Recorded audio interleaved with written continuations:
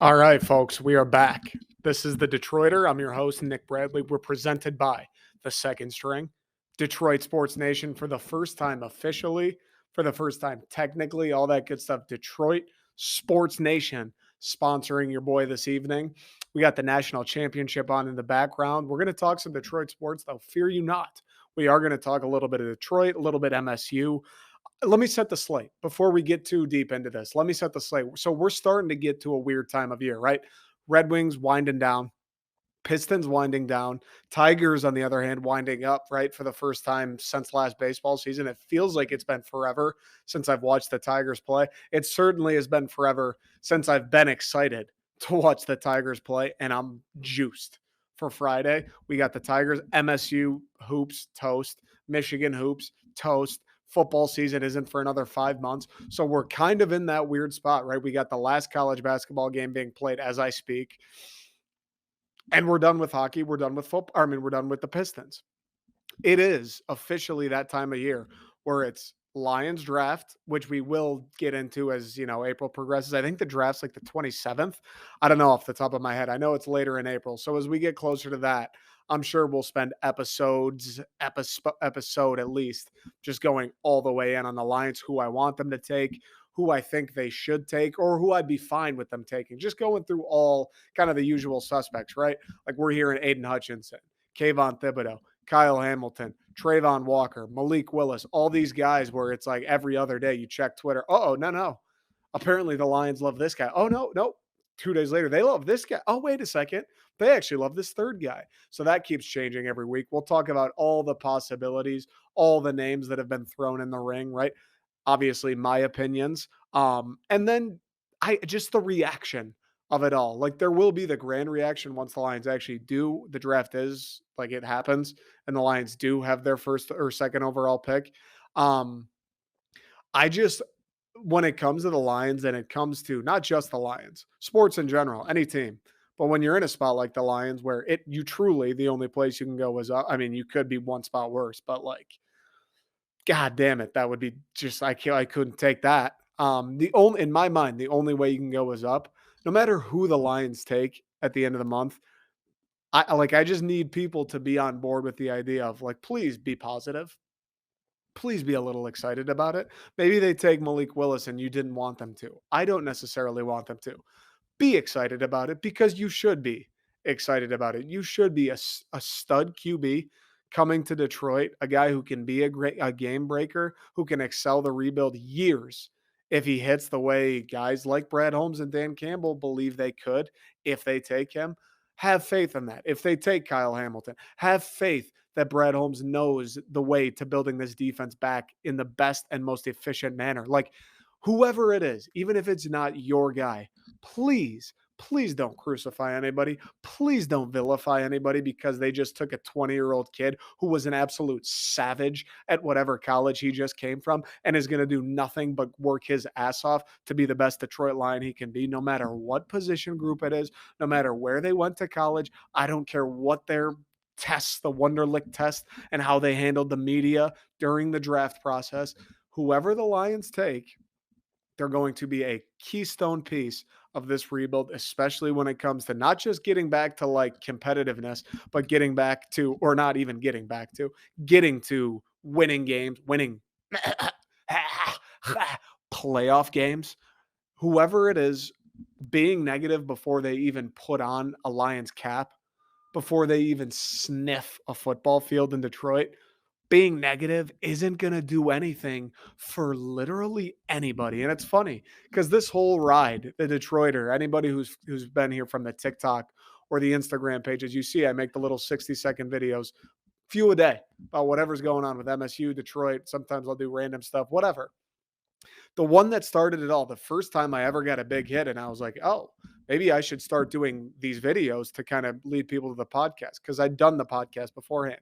But the first video I ever did that went big was just talking about like, why are people negative about Dan Campbell and Brad Holmes? I think it was after week 4 or week 3, and the Lions were 0-3, and it was just kind of hold the phone. People are talking about Dan Campbell's not the right man for the job. People are guessing, or second guessing, I should say, this new front office, this new coaching staff, after week 3, and I'm sitting there like, what are we doing talking about how the Lions will never be good, talking about how we already can't buy in to Dan Campbell. What are we doing saying shit like that when we're 3 games into a new tenure?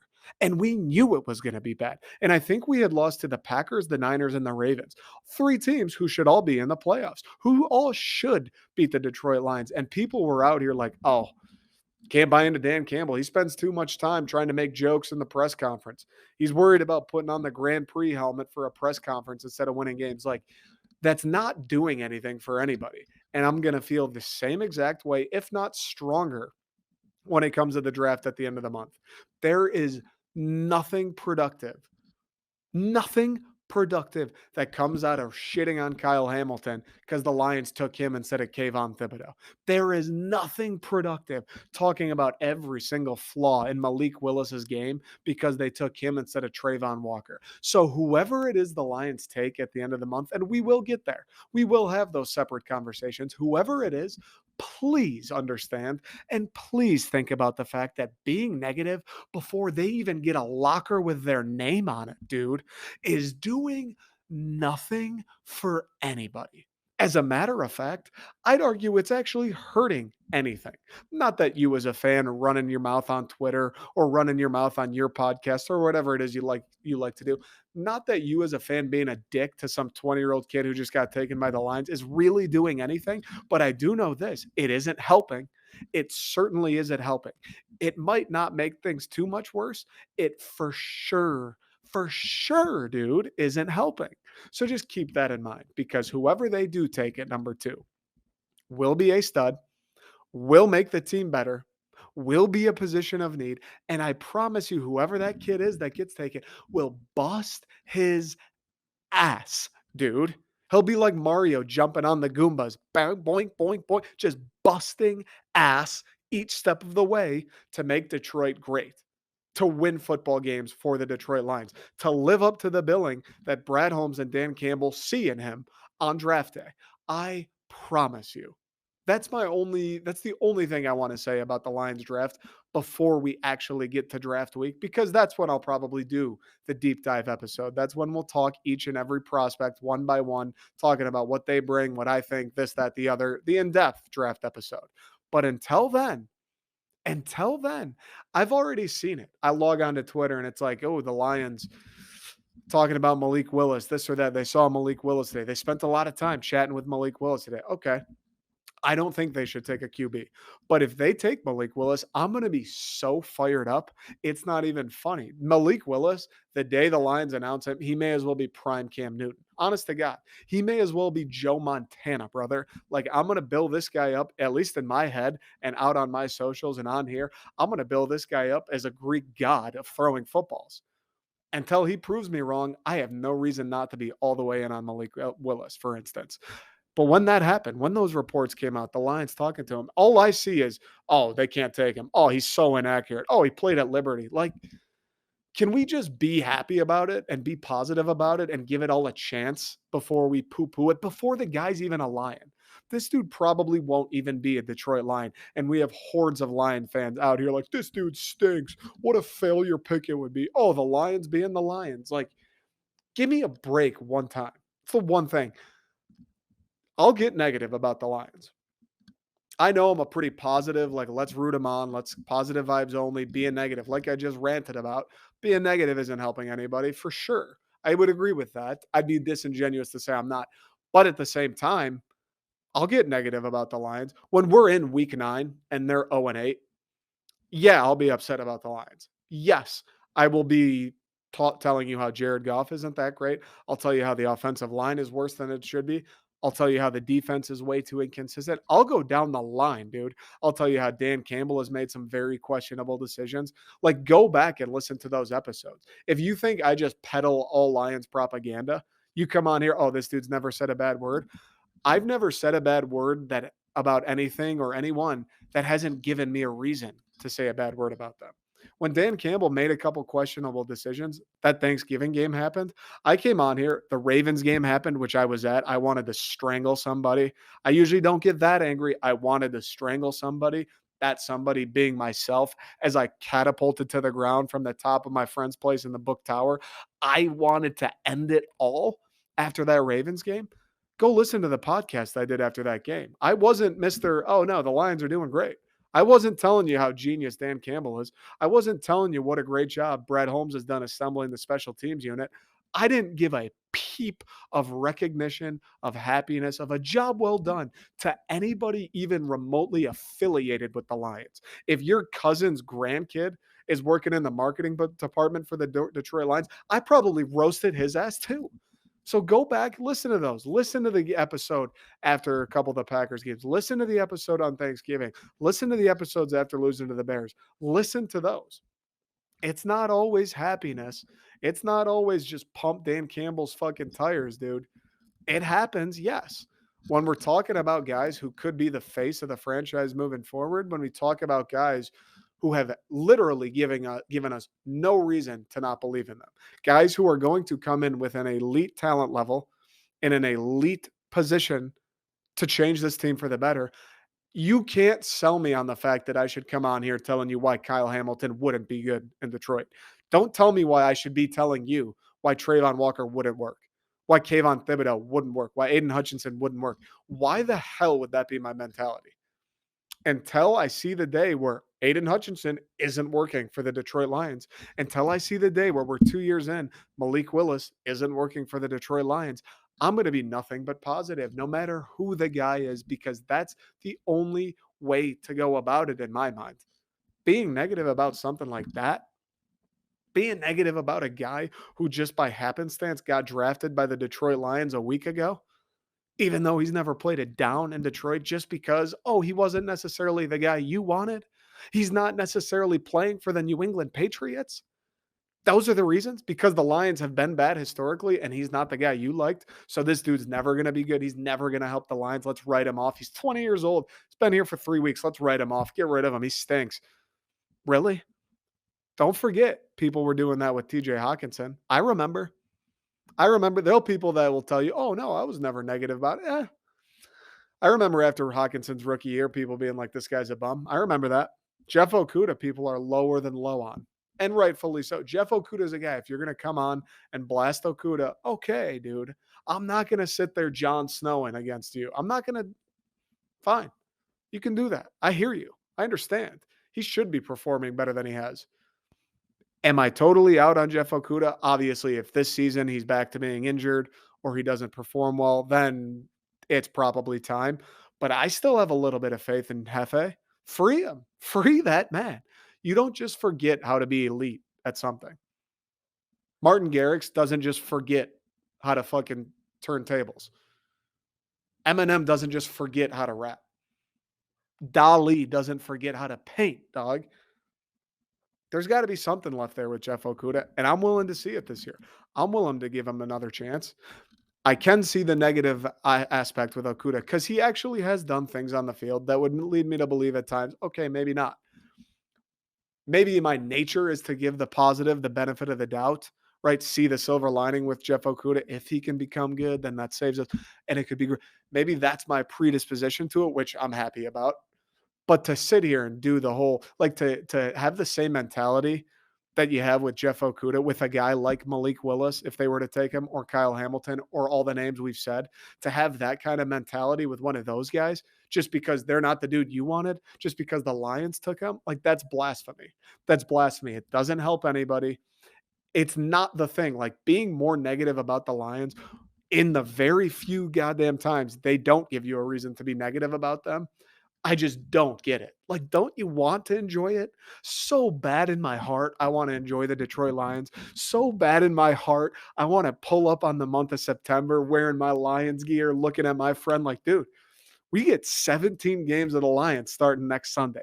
Dude, we could make the playoffs this year. Dude, let's win 8 games. We got some exciting guys. DeAndre Swift, I love the coaching staff. I want to pull up on September with more Honolulu blue pumping through my body than they have in the sea surrounding Hawaii. That's all I want. I want to be excited about the Lions. I want to be happy about the Lions. When we're in the thick of it and they're 1-10 and we're looking at down the barrel at another top 3 draft pick, yes, I'm going to come on here spitting fire. flaming you, flaming you, flaming you. You're the dude that washed the towels last week. You stink too. I'll kill everybody. I don't care. But when I have a moment to enjoy something related to anything, specifically an entity as dark as the Detroit Lions, I have to seize it. I want to seize it. And isn't that why any of us are into sports? To enjoy the good things that happen, not just sidestep them and point out the multiple bad things. Not not even pointing out a bad thing. Making a good thing a bad thing before that thing's even gotten off the ground. Isn't the point of sports and life in general to just enjoy stuff? So I'm going to enjoy whoever the Lions take. I'm going to enjoy Hard Knocks.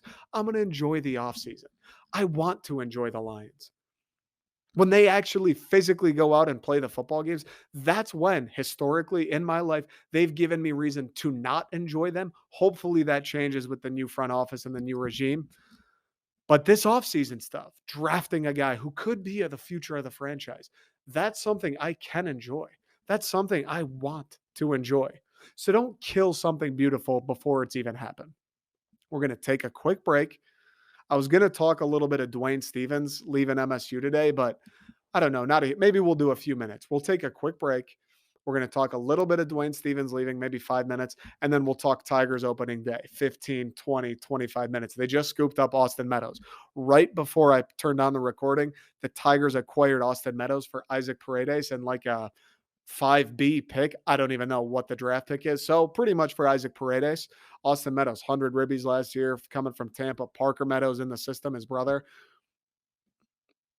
I think the Tigers front office wants to win baseball games. Isn't that weird? I feel like I should be like a little quieter when I say that. I feel like someone's watching me that's going to get me in trouble. I think Chris Illich and Alavila, nobody's paying attention. Nobody's watching. I think they kind of want to win a few baseball games in Detroit this year. Ooh, I haven't felt this in a long time. It's like the first time a girl kisses you. You're like, oh, okay, that's kind of nice. Alavila wants to win a couple ball games. They want to sell out Comerica this year. They want to make it interesting, maybe host a few playoff games. Ooh. Is it Christmas already? Quick break.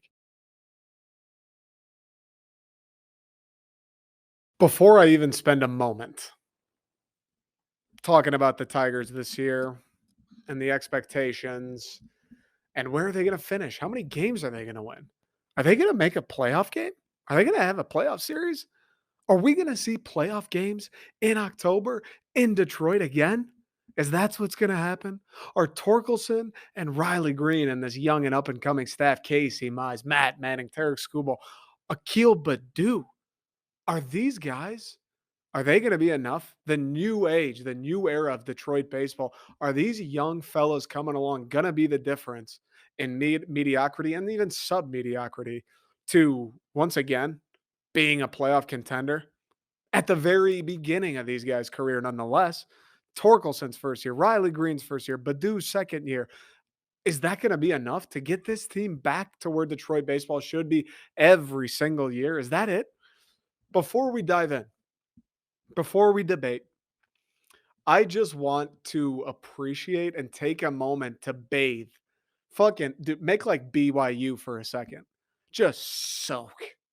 I mean, we make those Mormons look like they haven't heard of anything pruny in their lifetimes. I want to just soak in the fact that the Detroit Tigers have us even talking about potentially making a playoff appearance. Just get raisiny to the max. I want to look like I came out of one of those red little cartons. What are Mrs. Sunshine's raisins? I want to look like I popped out of that thing this morning, threw on a t-shirt, and somehow grew a mouth and started talking.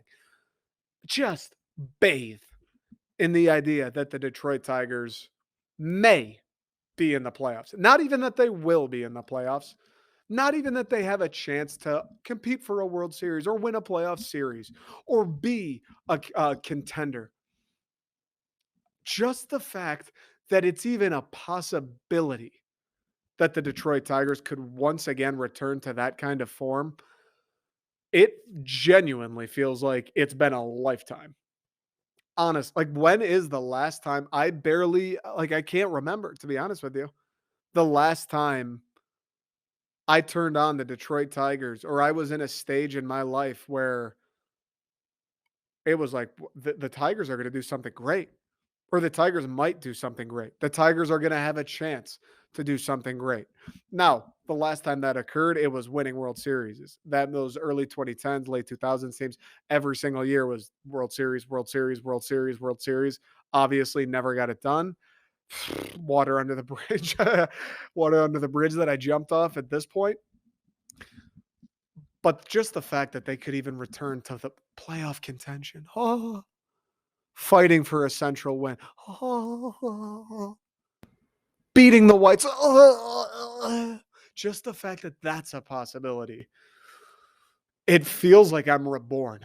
Honest to God, I feel like a new human being. Honest to God, I feel like this is like me becoming a sports fan, like starts now. Honestly. And it's crazy to think about because growing up, probably a good deal of the reason I'm so into sports and I care so much about the Red Wings, the Tigers, the Pistons, Michigan State, and the Lions. I guess I don't know why I care so much about the Lions in this regard, but those other teams, is growing up, they were good. The Pistons were always there in the 2000s.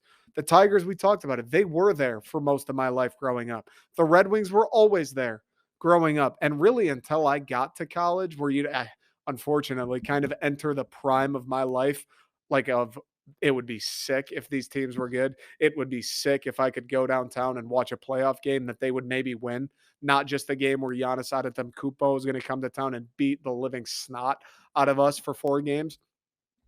Going downtown and hanging out and partying and being 20 plus years old when the Detroit Lions or the Detroit Tigers or the Detroit Red Wings or the Pistons are in a playoff game, like that is the zenith.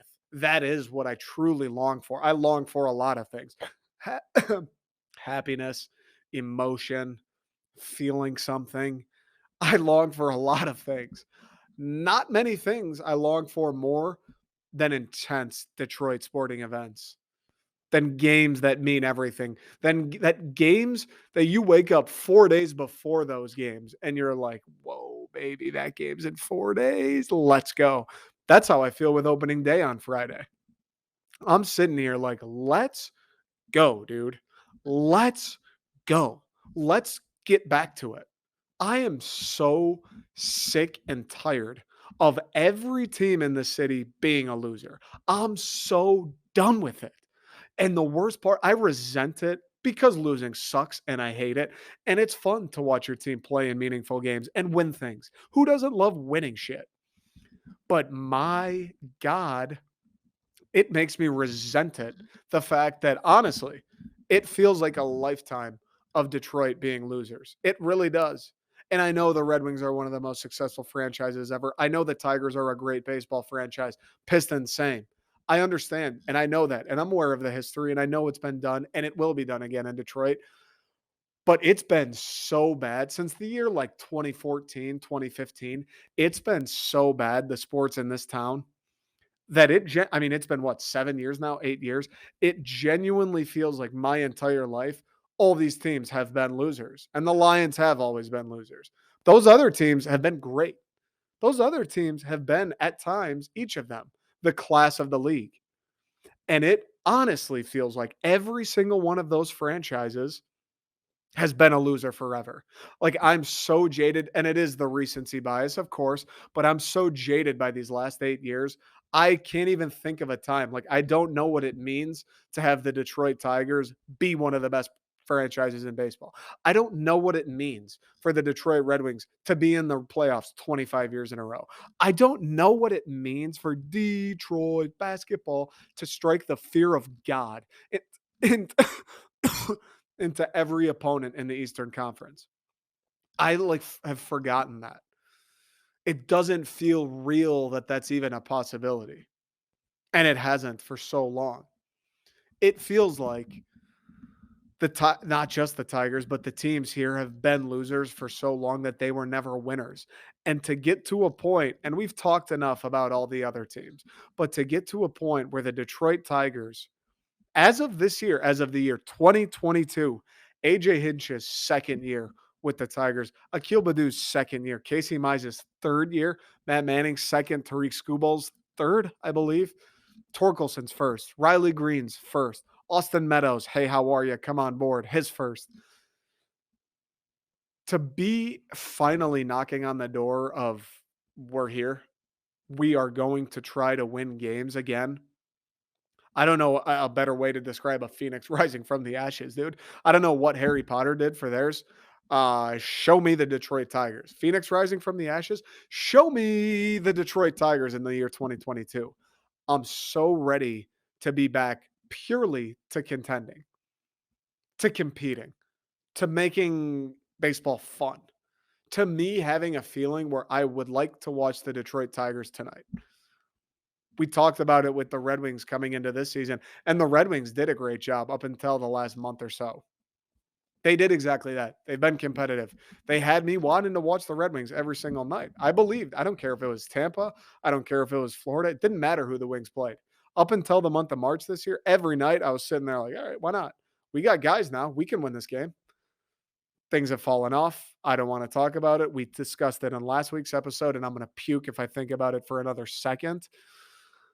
That's all I want for the Tigers. I want the Tigers to just be a team for me this summer where any single time, Saturday afternoon, I'm not doing shit. All right, let me throw the Tigers on.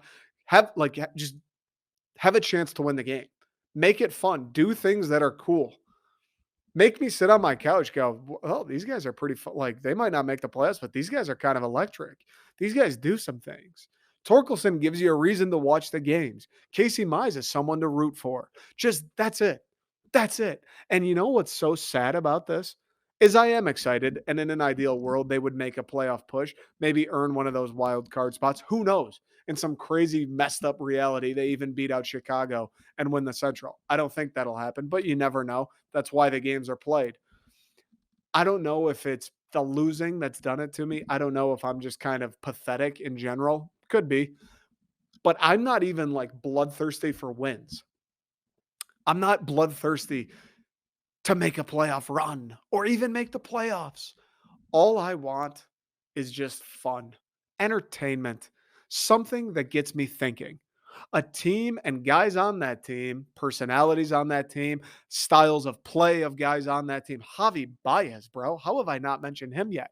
People on the team and a brand of baseball that they play where any given night of the week, I want to watch the Detroit Tigers play, and I won't be devastated if they lose, and I won't necessarily be over the moon if they win. And those games, those wins and losses, will not necessarily mean the difference between a World Series appearance or even an ALCS appearance or even a playoff appearance at all. All I want those games to win, those wins, those losses to mean A, that we have something here with those young guys that I just mentioned, and B, that I sat down for 3 hours that night. I turned on my hometown baseball team, the team that I care about, the team that I do want to see win, and I had a good time watching them. I got excited multiple times. I was happy. I was grinning. I was sitting there thinking about, wow, I really like this Torkelson guy. Wow, this Scooble dude could be somebody special for the next 10 years of his career in Detroit. That's all I want this opening day. That's all I want out of the Detroit Tigers in 2022. Cream on the cake. We make a playoff appearance, maybe don't even win a series, but hey, we're back. It's October. We're in Detroit. Things are all right again in the universe. Ideal scenario, right? That is the ideal scenario. Who doesn't want their team to win games? Who doesn't want to see the people they like in the playoffs and succeeding, right? That's why we watch the sports. That's why they play the sports. That's why the sports exist in the first place. Outside of making the owners a disturbing amount of money, they exist to win and move on and advance and hang banners and win trophies. I don't need Detroit to do that this year, though. Just be exciting. And I think, you know what? They had, besides Austin Meadows, they have and had made enough moves this offseason that I think they will be exciting. I think even if the Tigers had made no moves outside of the organization, they don't go get Eduardo Rodriguez, they don't go get Tucker Barnhart, they don't go get Javier Baez. If they don't do one single thing that acquires talent that didn't exist in the Detroit Tigers organization previously, I think they'd be a fun team to watch regardless. I think they'd maybe make the White Sox sweat a little bit regardless. Now you're telling me they're going to go out and sign Javi Baez, and he's not Carlos Correa. And on the deal, Carlos Correa signed for in Minnesota. You would think the Tigers could have got him, and now they got to play him, what, 26 times a year? Not great, but they did go get Javi Baez, and he's a good player, and he's that exact type of player that I just mentioned. Someone who will keep you coming back for more. Someone who is fun. Someone who will leave you with memories and create electric moments at Comerica Park. Someone who, above all else, will make the Detroit Tigers a fun team to watch 162 times. You can't say that he won't be fun to watch. He will be. They went out and got him, and he will improve the team. They went out and got Eduardo Rodriguez, another guy. He will improve the team. Tucker Barnhart, he will improve the team. And now they just went out and they acquired Austin Meadows, another guy who he will improve the team. Yes, they gave up Isaac Paredes, kind of a future guy that, he's had his stints in Detroit and he's shown flashes, hasn't quite caught his grip in Detroit, but I always liked him when he played. When the Tigers brought him up, I always enjoyed him. I always thought there was something there. I thought he was pretty disciplined at the plate. Never really could find a hot streak, but I enjoyed Paredes. Wish him all the best in Tampa. I'm sure he'll be great. They bring in a 100 RBI guy in Austin Meadows, a guy that can rake. Another thing that they need, really the only thing that they need at this point. The bullpen looks to be solid. The starting rotation looks to be solid. The lineup looks to be all right. That's the only thing they desperately needed to improve on this season. They did by bringing up Torkelson. They announced him on the opening day roster. They will when Riley Green comes back from the 6 to 8 weeks he's about to miss with the fractured foot, which, by the way, that's the reason they're bringing in Austin Meadows, I believe, is because they don't want to go 6 to 8 weeks without a Riley Green. Which two things about that make me happy. First, the Riley Green thing sucks. To have Torkelson up in Detroit on opening day and the positive vibes and the energy that are going to be in that ballpark and surrounding this team on Friday, not to have one of your flag bearers for the next 10, 15 years of the Detroit Tigers, not to have him in the lineup when the other guy in Torkelson will be, that sucks. That blows. I mean, nobody's going to be more devastated than Riley Green. Like, Comerica is going to be buzzing. It's going to be buzzing this weekend. They announced, I think, last week, maybe even 2 weeks ago, that they had sold out opening day already. Like, it is going to be buzzing on Friday. It's going to be buzzing on Saturday, and it's going to be ludicrous on Sunday. All weekend, Comerica, there's going to be an energy in that building that hasn't been there since 2014. That's a fact. And to have Riley Green and to have Spencer Torkelson and to have Mize and all these other guys, Javier Baez now in the mix, if you could have that entire team, because a lot of those guys, they're the future. They are the guys that are going to be the core of the team the next time the Tigers do make the playoffs, whether that's this year, whether that's next year, or sometime beyond that. Those are the guys. The energy and excitement around that team is going to be palpable, dude. And the fact that Riley Green, the one, like, we're going to have one odd man out, it breaks my heart. But there is a positive to this. The Tigers could have said Al Avila, and knowing the way Al Avila and Chris Illich seemingly view the Tigers and seemingly view the window that they're in, they didn't bag Correa, right? They didn't go out and make that one more splash move they probably could have made in free agency. I think we all kind of thought they looked at this year somewhat as a bridge year. We'll bring in Torkelson, we'll bring in Green, we'll see if the rotation, Mize, Manning, Skubal, these guys take another step. We'll bring in Javi Baez. We'll bring in Eduardo Rodriguez. We'll make this team better. We'll improve this team. We will win more games with this team. But it felt like they viewed the Tigers and the window that they're in as like another year, maybe 2 years. Like kick the can down the road a little bit longer. Then they announced Torkelson's on the day one roster. And then when Riley Green gets hurt, they go out and they get Austin Meadows.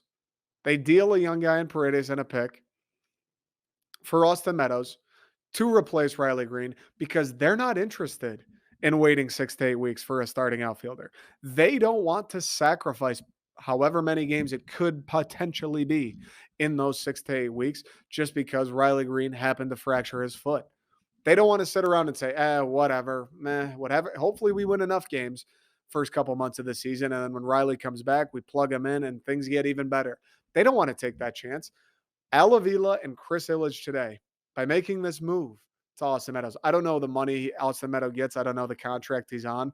I guess that could make this better or worse. But from my prerogative, just the thought process behind this move, it is a good move because they just said, we are interested in winning the first game. We are interested in winning the 162nd game. And we are damn well interested in winning games after that.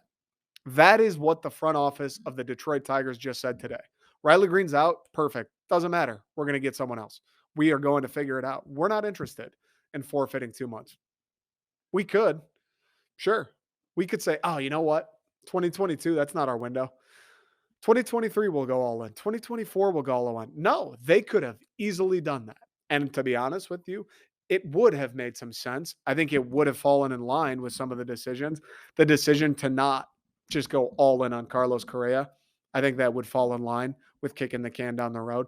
The decision to not add another arm to the starting rotation after Eduardo Rodriguez, I think that would fall in line. They could have done that easily. They could have said he's 19, he's 20, whatever Riley Green is. He'll be back once he gets back. We'll see. They're not interested in giving up 1 inch to the Chicago White Sox. They want to win every single game. They want to win Friday. They want to win Saturday. They want to win Sunday. They want to win the American League Central for the first time since the year 2014. The powers that be, the guys that pull the strings for the Detroit Tigers, want to win the AL Central and are willing to expend the resources to win the AL Central for the first time in 8 years. Think about that. And it sucks that Riley Green's hurt. And it would be unbelievable. Whatever that energy level at Comerica is going to be on Friday, turn it up another notch. If Riley Green's in that lineup, it's going to be unbelievable regardless. It sucks that he's out, but the one silver lining, the Detroit Tigers today just said, I don't give a fuck, Chicago. Hey, Chicago, suck on that.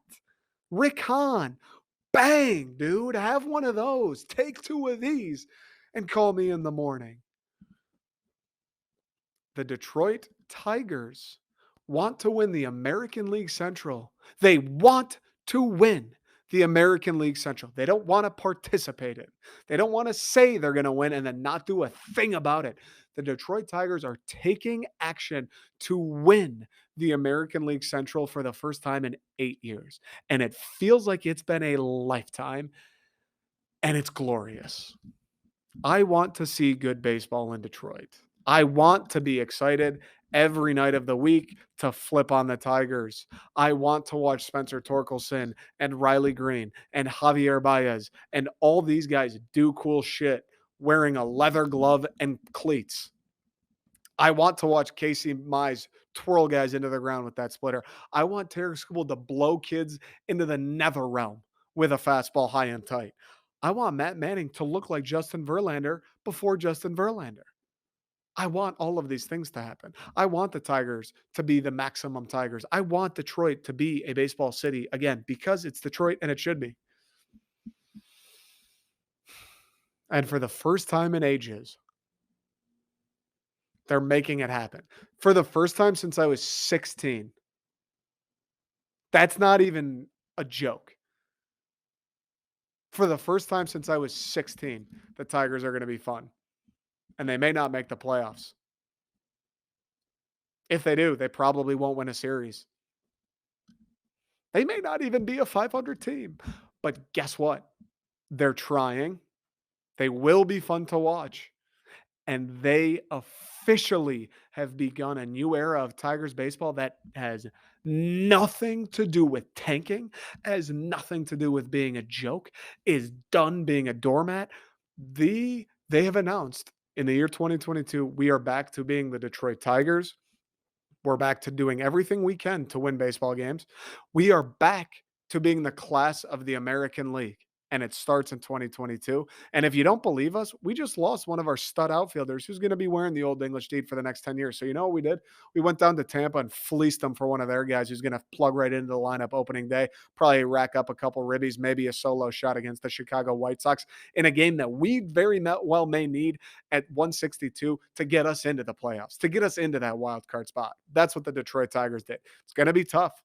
The White Sox are nasty. The American League East is going to have like 4 teams that could make the playoffs. It's going to be, or 3 teams that could make the playoffs. It's going to be challenging, but the Detroit Tigers are up for it, and that's all I can ask for in a city like Detroit that cherishes all its sports, let alone baseball, in a city where its businesses, bars, the restaurants, the culture revolves around baseball being played, revolves around the stadium being filled 4 times a week.